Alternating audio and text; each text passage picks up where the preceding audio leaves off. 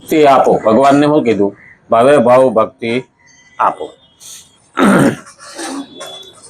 હવે ભાવો ભાવ ભક્તિ આપણે માગીએ ને એટલે એક તો છે ને માણા પાછા આવતે ભાવ થાય ને એટલા હાટું થઈને, નહીતર આપણે કાંઈ પણ ન કર્યું હોય ને તો ભગવાન તો દયાળુ છે. 2 પગ આપ્યા હતા, પાછા જઈએ એટલે 2 બોનસમાં આપી દે પગ અને હાથ લઈ લે. હા, એટલે પછી આવતે ભાવ આપણે માણા થાવું કે નહીં એનું નક્કી નહીં. અટાણે જ માણા ઘણા નથી કેવું પડતું તું માણા થા.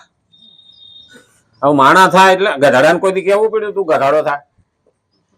હા, કૂતરાને કોઈ દી કેવું પડ્યું તું કૂતરો થા? માણાને કેવું પડે, કારણ કે માણા હખણો રહેતો નથી. અને એટલે જ કીધું રામ રસાય અને તુમારે પાસા સદા રહો રઘુપતિ કે. હનુમાનજી પાસે આપણી અરજી મૂકી જ દેવાની. આપણે ઓમ તો આપણી અરજી ન ભોગે. ખરેખર જોવા જઈએ ને તો આપણી અરજી ડાયરેક્ટ તો રામ પાસે પહોંચાડવા હાટવા આપણે એક ક્ષમતાએ પહોંચવું પડે. તો પહેલી તો દાદાને, હનુમાન દાદાને આપણે વિનંતી દર અઠવાડિયે આપણે દર શનિવારે કહીએ છીએ. આમ તો હકીકતમાં દાસ્યમ ભક્તિનું ઉત્તમ ઉદાહરણ દાસ, ભગવાનનો દાસ. માણસ નામની પાછળ દાસ લગાડે, પણ દાસનું મહત્વ બહુ છે. કારણ કે કોઈ રામદાસ, હરિદાસ આ દાસ લગાડે, પણ દાસ થવા માટે પોતાની ઈચ્છાનો ત્યાગ કરવો પડે. સામાની ઈચ્છાને પોતાની ઈચ્છા બનાવવી પડે. રામની ઈચ્છા અનુસાર હનુમાનજી આયેલા હતા. એટલે દાસ્યમ ભક્તિ, નવધા ભક્તિની અંદર દાસ્યમ ભક્તિનું ઉત્તમ ઉદાહરણ છે. અને એટલે જ કીધું છે કળિયુગમાં હનુમાન જેવી ભક્તિ કરો તો ભગવાન સામે જ ઉભા. એટલે કળિયુગનો રાજા હનુમાનજી છે. હનુમાન જેવી ભક્તિ એટલે શું? મારે કઈ જ જોઈતું નથી પ્રભુ, તારા સિવાય મારે કઈ જોઈએ નહીં. તારી ઈચ્છા વિના અને તારી ઈચ્છા સિવાય હું આગળ નહીં વધું. એટલે તો લંકામાં ગયા હતા ને તો પણ મારા પ્રભુની મને આજ્ઞા નથી, એની ઈચ્છા નથી, નહીતર હું આ લંકાને ખંભે મારી લેતો હતા. તાકાત હતી. એટલે હનુમાનજીને દર શનિવારે આપણે યાદ કરીએ છીએ. પણ હવે હનુમાનજીએ આટલું મોટું કામ કર્યું ને, અને રાવણને માર્યા પછી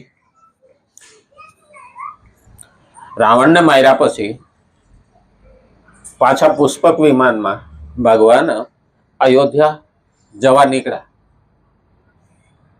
એટલે સીતાજીએ કીધું રામને કે આપણે આ હનુમાને આપણા માટે એટલું બધું કામ કર્યું છે ને, તો એની માન મળતા જાય. કારણ કે આમાં લખેલું છે અંજની પુત્ર પવન સુતનામા, તો એની માન મળતા જાય કે આપણું બહુ એની મહત્વનું કામ કર્યું છે. એટલે પુષ્પક વિમાન અંજની માતાના ઝૂંપડી આગળ ઉતાર્યું. એટલે સીતાજીને એ રામને મળવા ગયા. એટલે સીતાજી અંજની માતાને કહે છે તમારો દીકરો ના હોત ને, વખાણ કરે, તમારો દીકરો ના હોત ને તો મારા દેર મૂર્છામાંથી બેઠા ન થાય. દ્રોણ પર્વત ઉપાડીને ઔષધિ લઈ આવ્યો અને એને કારણે મારા દેર જીવતા રહ્યા, અને એ જીવતા રહ્યા ને એટલે મારા પતિ જીવતા રહ્યા. કારણ કે લક્ષ્મણ ના જીવે તો રામ જીવવાના જ નતા. એટલે બહુ સરસ વખાણ કરવા માંડ્યા. આપણે નહીં કહેતા ઘણા વખાણ કરી છોકરા.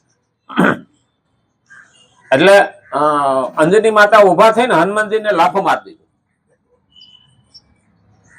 તો સીતાજીએ કીધું કે મેં તો એવો કોઈ શબ્દ નથી કીધો, અને તમે હનુમાનને કેમ એકદમ લાફો મારી દીધો?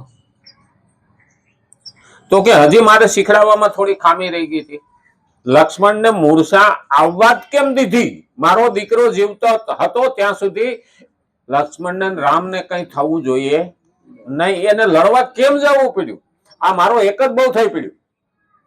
હા, જનની જણ જે કાં દાતા ને કાં સૂર, નહીતર રેજે વાંજણી મત ગુમાવીશ નૂર. એકે હગારા ગધેડી રોતી હતી ને, હાથ ખોલ કાંતા. હા, એટલે પૂછવા માંડે. હા, ઊંટડી પૂછે કેમ રો છો? એ અમારે હાથ કપાતર પાયકા, લાતો સિવાય બીજા વાત જ કરતા નથી. આ બોલ્યું સિંહ ને એક જ છે, સિંહ ને એક છે, પણ એકે હગારા બકરાના ટોળામાં પડે એટલે બધું ફેંદી નાખે. એટલે હોવા જોઈએ કામ જાદા કાગોલિયા કામ જાદા કપૂત હકડી સી મૈયાનો ભલી હકલો ભલો સપૂત. એક સપૂત હોય તો બહુ થઈ ગયું, પણ પછી જાદા ભેગા કરી કામ જાદા કાગોલિયા કલબલાટ જ કરે, પછી બીજું કઈ કરે નહીં. એટલે ભક્તિમાં પણ એ મહત્વનો મુદ્દો કયો છે કે એવા હોવા જોઈએ જાજા ભેગા કરવાની જરૂર નથી, પણ એવા ભેગા કરો કે હાથ પેઢીને તારી દે. તારી દે એવું નહીં હો, તારવાનું. હા, તારવામાં ઘણો ફેર છે. હા, તારી દે તો એ હાથ પેઢીને બદનામ કરી નાખે. અને એટલે જ કીધું છે શ્રીમદ ભગવદ ગીતા 3 અધ્યાય 14મો અને 15મો શ્લોક આપણે જોઈએ છીએ. આજ તો પૂરો કરવો છો, આજ તો થઈ જાય, બહુ દિવસ થઈ ગયા. પોતાને માટે કર્મ કરવાથી તથા જડતા એટલે શરીર વગેરેની સાથે પોતાનો સંબંધ માનવાથી સર્વવ્યાપી પરમાત્માની પ્રાપ્તિમાં વિઘ્ન આવી જાય. ભગવાનને પ્રાપ્ત કરવામાં વિઘ્ન ક્યાં નડે છે? પેલું આપણને બહારના વિઘ્ન નથી નડતા, એટલા અંદરના આજુબાજુના વિઘ્ન નડે. પેલું જ કીધું, પોતાને માટે કર્મ કરવાથી તથા જડતા એટલે શરીર વગેરેની સાથે પોતાનો સંબંધ માનવાથી. હવે અહીંયા આપણને એમ લાગે કે શરીર સાથે પોતાનો સંબંધ માનવો, આમ જોવા જઈએ ને તો તત્વજ્ઞાન એવું કે છે કે આ શરીર છે એ તો તને ભક્તિ કરવા માટે મળ્યું છે. આમાંથી આ સાધન છે, આ તારું નથી. આ જ્યાં સુધી છે સારું છે ત્યાં સુધી તું કામ કરી લે, પછી આનાથી કઈ થાહે નહીં. રામ ભજી લે પ્રાણીયા પછી ભજાશે નહીં, કાયા થશે જાજરી પછી બેઠું રહેવાશે નહીં. આનો ભરોસો નથી. આ મૂળ વિનાનું ઝાડ છે, આ ક્યારે પડી જાય. ઓલા ઝાડવાને તો હજી વાવાઝોડા સામે ટક્કર જી લે, આનું કઈ નક્કી નથી. તો આ શરીર છે એને તારે પોતાનું માનીને પકડી લેવાની જરૂર નથી કે આ તો મારું શરીર છે. ના, આ તો આપણને આપેલું શરીર છે ભગવાને, અને એ શરીર મારફત હું ભક્તિ કરું, સત્કર્મ કરું અને જ્ઞાન લઉં. કારણ કે આત્માને જ્ઞાન સાંભળવું છે તો કાનની જરૂર પડશે, બોલવાની જરૂર રહેશે તો જીભની જરૂર પડશે. એટલે આત્મા કહે છે કે મને અત્યારે આ દેહ મેં મારા ઉપયોગ માટે લીધો છે. હવે એની અંદર આપણે પછી બીજાને દેખાદેખીમાં સડી જઈએ અને ભગવાનને મૂકી દઈએ અને આપણે કઈ કરીએ નહીં.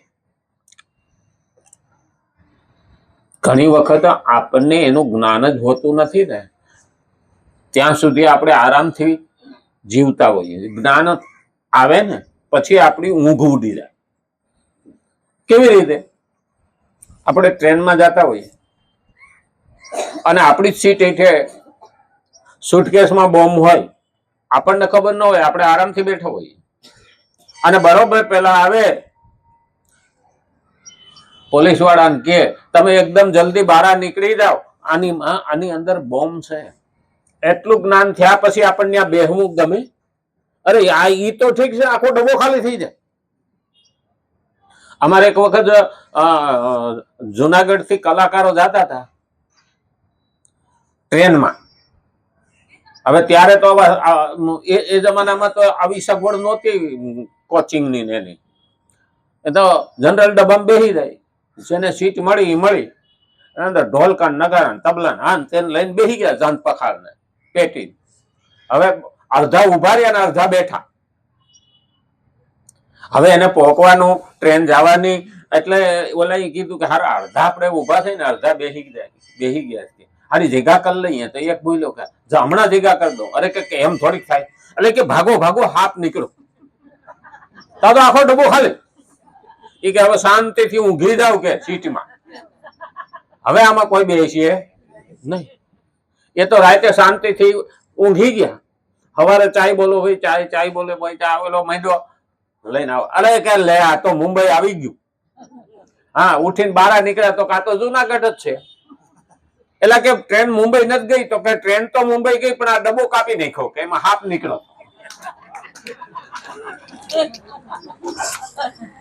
એટલે ડબ્બામાં રહી ગયા. આપણે ઘણી વખત એવા ડબ્બામાં ન્યા રહી જાય, ખબર ન પડે. એટલે ધ્યાન રાખવાનું, ભક્તિમાં પણ આ મહત્વનો મુદ્દો છે. જ્ઞાન વિના ભક્તિ થતી નથી ને જ્ઞાન વિના સત્કર્મ થતું નથી. નિષ્કામ ભાવપૂર્વક કેવળ બીજાઓના હિતને માટે પોતાના કર્તવ્યનું પાલન કરવાથી આ વિઘ્ન હટી જાય. કારણ કે આ શરીરની સાથે પોતાનો સંબંધ માનવાથી સર્વવ્યાપી પરમાત્માની પ્રાપ્તિમાં વિઘ્ન આવી જાય. પછી આપણે આ શરીરને જ મારું માનવા માંડીએ, પણ આ તો શરીર મૂકીને જવાનું. ઘણા એમ કે હું થોડો મૂકવાનો છું. અરે ભાઈ, જાહે ને ત્યારે તું ભેગું લઈ જઈ શકીશ નહીં. કારણ કે આ દેહને ખાલી ચિત્તા સુધીનો સંબંધ છે. એતદ પરલોક માર્ગે કર્માનુબંધન ગચ્છતિ. કારણ કે પહેલા જ કીધું છે ધનાની ભૂમો. આ લખાણું ત્યારે બેંકો નહીં હોય, એટલે ધનાની ભૂમો, ભૂમિમાં જ ધન પહેલા ભૂમિમાં દાટતા. ધનાની ભૂમો પશુ ગોષ્ઠે, એટલે હાથી ઘોડા હતા એ કોઠામાં રે ગોષ્ઠે. ભાર્યા ગૃહ દ્વારે, ધનાની ભૂમો પશુ ગોષ્ઠે ભાર્યા ગૃહ દ્વારે, જન સમુદાય સમસાને, અને આ દેહ ચિતાય એ તદ પરલોક માર્ગે કર્માનું બંધન ગચ્છતિ. હવે ખરેખર જોવા જઈએ ને તો ધન ભૂમિમાં રે, પશુ ગોષ્ઠે એટલે કોઠામાં રે. હકીકતમાં જોવા જઈએ ને તો અત્યારે 2 વ્હીલ ને 4 વ્હીલ એ હાથી ઘોડા જ છે. એ જમાનામાં લખ્યું છે ત્યારે હાથી ઘોડા હતા. ભાર્યા ગૃહ દ્વારે, ઘરવાળો મરી જાય તો ઘરવાળી ઉમરા સુધી આવે, એનાથી આગળ આવવાની એને છૂટ નથી. ઘરવાળી મરી જાય તો ઘરવાળો ઉમરા સુધી આવે, બીજા બાળી આવે પણ એને જ આવવાની છૂટ નથી. એટલે કીધું ભાર્યા ગૃહ દ્વારે. જન સમુદાય, જેના માટે આપણે ખરેખર દોડ્યા છે, સારું લગાડવા, જેને જેને વાહવા કરવા આપણે કર્યું છે ને, એ પણ શમશાન સુધી આવે. અને એમાં બહુ જાડા આવીશું ને તો એમ કે હાલાને બળતા વાર લાગશે, કે હાલો ને નાસ્તો કરી આવીએ. હા, એને કઈ આપણે કઈ બહુ લેવા દેવા ના હોય, તો વ્યવહાર તરીકે આવ્યા હોય. મને એક ભાઈ કીધું કે આ માથે ઓઢી નું કામ ને હો કરતા રોતા જાય. હું બધા નાખમાં આહું ન આવે ને એટલે ઢાંકવા હાટું થઈ જાય, ઢાંકીને જાય. અને બેનો કૂટવા વાળા છે ને એ ઇલાજ કાઢીને કૂટે હો, એમાં આંખોમાં આહું ન આવે. હા, અમુક નવા કૂટવા જાય ને તો છાતી દુખે. હા, કારણ કે એને હાસું ન આવડે, ઓને તો ભડાભડ હાથમાં જ મારવાના. હા, ધડાકા થાય. બાકી નવા ગયા હોય તો ઉપાધિ થઈ પડે. અને એટલે જ કીધું જન સમુદાય શમશાને. આ દેહ એ ફક્ત ચિત્તા સુધી જ આવવાનો, ત્યાં બળીને ભસ્મ થઈ જવાનો. જેટલા આપણે જૈનમાન વજન હતો ને એટલો જ મરતી વખતે આપણી રાખ થાય ને એટલો વજન થાય. બહુ યાદ રાખવા જેવું છે. કાંઈ લઈને આવ્યા નહોતા અને કાંઈ લઈને જવાનું નથી. ઘણા એવું કહે છે ખાલી મુઠ્ઠી બંધ આવ્યા હતા અને ખાલી હાથે જવાનું છે, પણ હકીકતમાં 2 વસ્તુ લઈને આવ્યા છીએ. એક કર્મ અને એક બુદ્ધિ. આ લઈને આવ્યા છીએ, અને કર્મ અને ચિત્ત શુદ્ધિ આ લઈને જવાનું છે. કારણ કે ચિત્તમાં ભગવાનને બેસાડીને જાહું ને તો આવતા ભાવ ભગવાન એ જ આપવાના છે. કારણ કે ભાઈ તું લઈ ગયો તો જેવું હથિયાર ત્યાં હાંસ્યું છે એવું લઈ જતા. એટલે તો કીધું છે કે ઝીની ઝીની રે ચદરિયા, એ ભજનમાં કીધું છે. તુને દીથી વેસી હે મેને તુજે દીની. એટલે આ ચાદર, આ શરીરને કબીર સાહેબે તો ચાદર નું કહ્યું છે કે આ ચાદર મેં